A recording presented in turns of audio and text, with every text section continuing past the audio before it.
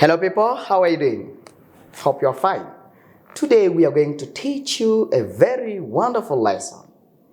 The lesson itself is it's worth versus it's not worth. What does it mean? What is the difference between it's worth versus it's not worth plus doing something?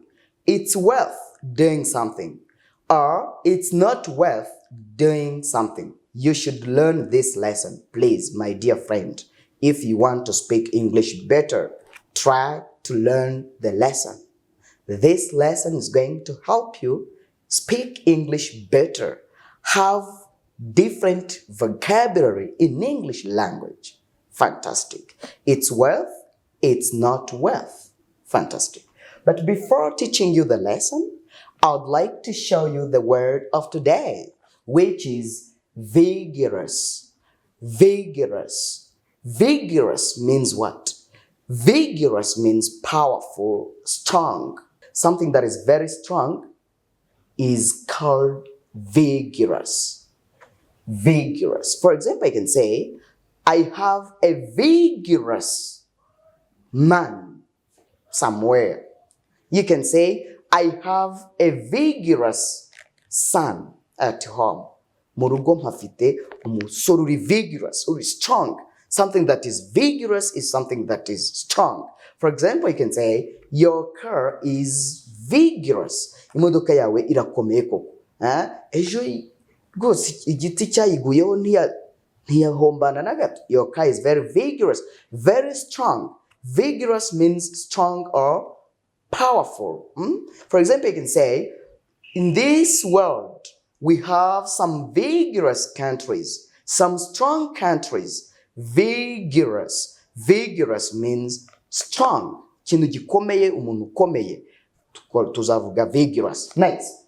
Then now we are going to see the difference between its worth versus its not worth. But before, I would like to show you the book for cheap price. Iki gitabo kiri ku giciro gito cyane gishoboka. 15,000 ibihumbi 15 ugatunga iki gitabo, tukaguha n'ikindi kigura ibihumbi 10 biri kuri promotion byombi, ukabitwara byombi ari ibitabo bibiri kuri 25. Ugiye gukataza mu rurimi pe because of pan-edutainment. Then pan-edutainment is the response to some of the people who have not yet spoken English. Abantu bataravuga Icyongereza, pan-edutainment is there as the response for them, as the answer. Ni igisubizo ku bantu mu by'ukuri bataramenya kuvuga ururimi rw'Icyongereza. Then come and buy the book. Try your best to subscribe. If you have not yet subscribed to our channel, you are delaying. Uri gutinda cyane. Try to subscribe if you are a new student. Subscribe.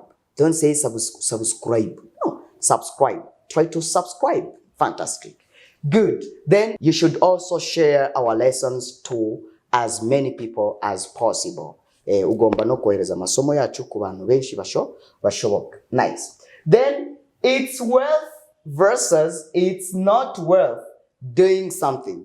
If you say this, you want to say that it's valuable. When you say it's worth, it's like it's valuable or it's important. When I say it's like this, I mean it is, okay? It's equals to it is. It is worth versus it is not worth doing something. It's equals to it is. Nuko hano twamaze gukora shortening. We have shortened this word. It is, it's good. It's worth. You mean that it's valuable or it's important to do something. Ubu ushaka kuvuga ko ari iby'ingenzi gukora ikintu runaka. It's worth. Ariko bivuze it's not worth. Niyo bavuga ngo ntabwo ari ingenzi. Ntabwo ari ibintu bishishikaje cyane. It's not worth.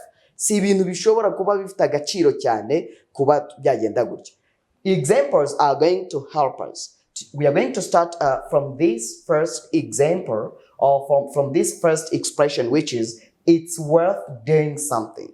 What does it mean? We are going to get the full meaning when we try our best to read or to explain these kinds of dialogues. Is it dialogues between two people? The dialogues between two people are going to help us understand better how to use it's worth doing something. Does it make sense? Fantastic. Good. Then here you can say, do you like this town? Someone may ask you this question. Do you like this town? Uyu mujyi urawukunda? Yes, of course. It's worth spending some days here.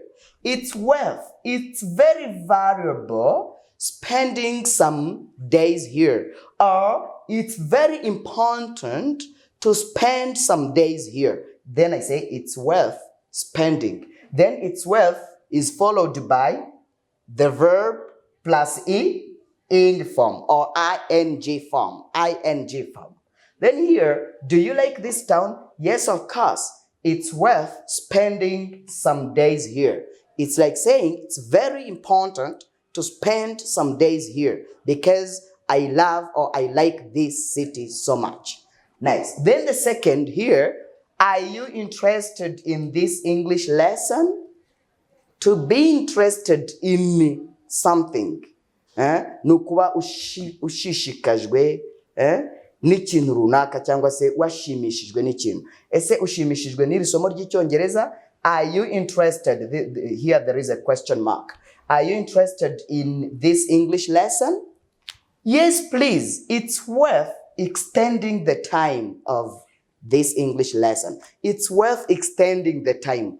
Byaba byiza cyangwa se ni iby'ingenzi cyane ko twakongererwa igihe cy'iri somo kikava ku isaha imwe akaba amasaha 3 because you were interested in following that English lesson. Then when I say, are you interested in this English lesson? Yes, please. It's worth. It's important. It's very valuable to extend this English lesson from 1 hour to 3 hours, for example. Good. It's worth. Fantastic. Then we are going to continue saying the use of it's worth in sentences. Tugiye gukomeza kureba imikoreshereze ya it's worth doing something. I don't like to do sport. Umuntu ashobora kukubwira ati I don't like to do sport. Sinkunda gukora sport. My dear, ukamugira inama. My dear, it's worth doing sport every day. My dear, it's worth doing sport every day. Ni iby'ingenzi, ni ingirakamaro, ni iby'agaciro gukora siporo buri munsi. It's worth doing sport every day. Good. Then we are going to see it's not worth doing something. Niyo ngo ntabwo ari iby'agaciro, nta mpamvu, si ingenzi yo gukora ibintu runaka cyangwa ikintu runaka. It's not worth or it is not worth. When you say it's like it is. It is not worth doing something. Example. Alice told us a boring story yesterday. Alice told us a boring story yesterday. Ejo Alice yatubwiye inkuru yarambiranye, inkuru ndende turarambirwa. A boring story. Boring story. Yes, I remember that story. Yego ndibuka iriya story. It wasn't worth hearing it. Ntabwo byari bishamaje, ntabwo byari ingenzi kuyumva. It wasn't worth hearing it. Then here, it is has changed into it wasn't because this is simple past of verb to be. It wasn't worth. It wasn't important.